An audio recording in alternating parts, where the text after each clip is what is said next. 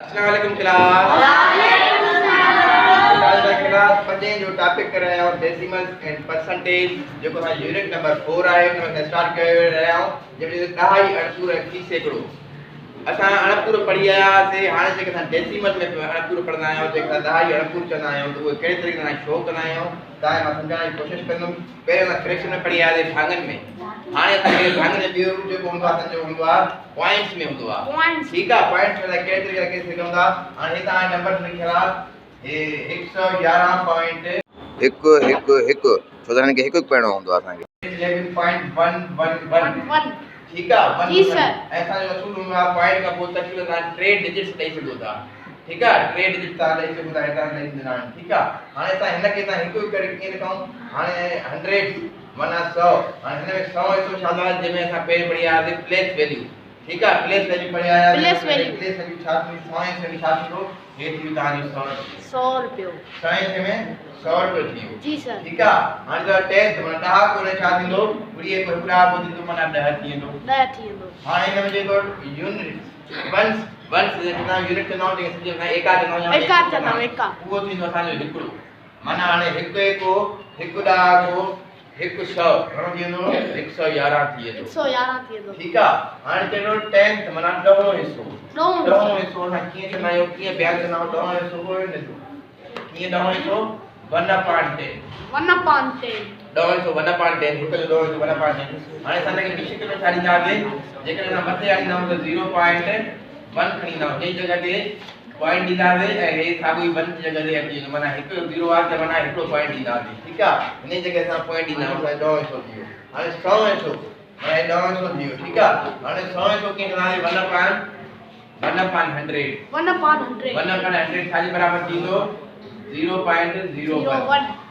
ठीक है। ये माने 100 दियो हे न जो 100 थींदो ठीक है। हाने 1000 के थींदो आने जो हेडसो 1000 के थींदो 1/1000 खाली बराबर 0.0001 ठीक है बेटा जी सर इन गाल समझ में के दी भाई जी सर। हाने पुत्र एने तरीके सा बियो मिसाल कर सको मिसाल जो 222.222 ठीक है बेटा जी सर ये तारे जवाब मिलवा हिन के सा के लिखना दे जो 100 के थींदो हाने हे आ ता यूनिट एको हेडा को हे 100 हाने 100 के लिखना दे 200 हाने 2 के लिखना दे 20 ठीक है। हाने के एक बार चाहिए लो हाने 2 का बड़ा का 200 चाहिए 222 हाने एक साल जो 10 हिस्सों मना जो 10 हिस्सों चाहिए दो मना 2/10 बराबर चाहिए दो 0.2 ठीक है 0.2 हाने 100 जो चाहिए दो 2/100 ठीक है ने बराबर में कहां जाते 0.02 हाने 1000 रखो किए का जाते बेटा 2/1000 बराबर क्या दो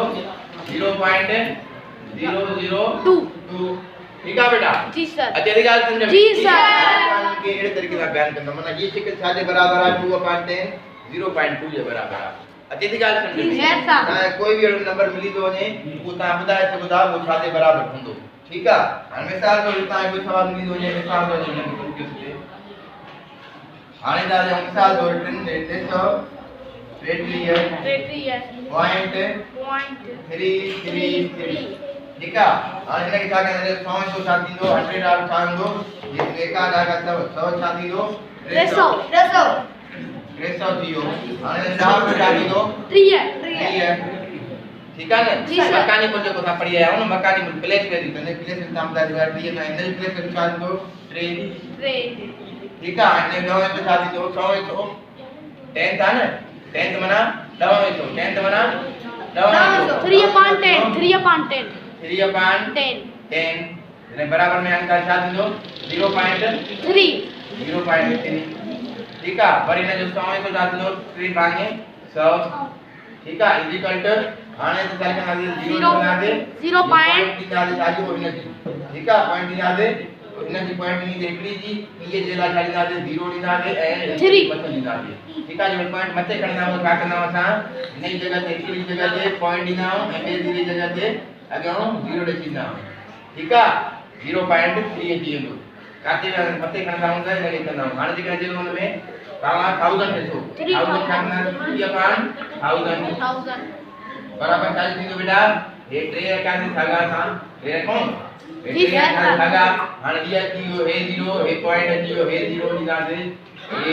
पेन ॾींदासीं हे 0 ठीक आहे वरी ये 0 ॾींदासीं ठीक आहे ॿ पॉइंट ॾींदासीं हिते अॼो तव्हां नंबर जो नंढो हे तव्हांजो 0 थींदो हिते ऐं अॼो तव्हां जेको हूंदो आहे 0 ॾींदो या न ॾींदो उहो कांस्टेंट हूंदो आहे अगरि 0 तव्हांजो कांस्टेंट ठीक है बेटा एड़े तरीके सां जो है 10 ईयर को टॉपिक है अहम टॉपिक है इन याद के साथ जोड़ भी करना दे कट भी करना दे ये बुनियादी टॉपिक है ताकि तरीके सां करे सघो ऐं ॿियो तव्हां तरीक़ो थींदो ना तमाम 1.2 छा जे बराबर हूंदो आहे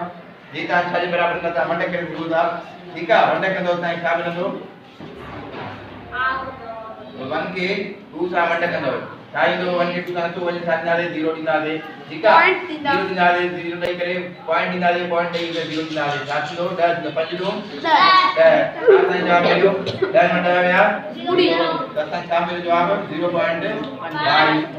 माना 1.2 0.5 जे बराबर 1.2 वधि हूंदो आहे 0.5 बि छा हूंदो असांजो अधु हूंदो आहे ठीक आहे अहिड़े तरीक़े सां तव्हां ॿिया मिसाल सां कंदा रहंदासीं हे बेसिक हुयो कांसेप्ट जेको मां तव्हांखे ॿुधायो त तव्हांखे पुछी सघे थो हिन जो वैल्यू छा आहे हिन जो वैल्यू छा आहे हिन जो वैल्यू छा आहे जेको असां हिते डिस्कस करे आया हुआसीं ठीक आहे उमेद कयां थो अॼु तव्हांखे सम्झ में आयो आहे जेकॾहिं सम्झ में आयो आहे त कमेंट सेक्शन में पंहिंजी फीडबैक असांखे ज़रूरु ॾींदा कोशिशि रहंदी त तव्हां सां वधि खां वधि लेक्चर शेयर कयूं वधीक तव्हां पंहिंजी पेज ते तव्हां प्लेलिस्ट खे फॉलो कंदव तव्हांखे तरतीब wise class wise subject wise lecture मिलंदा थैंक्स फॉर वाचिंग रिमेंबर अस इन योर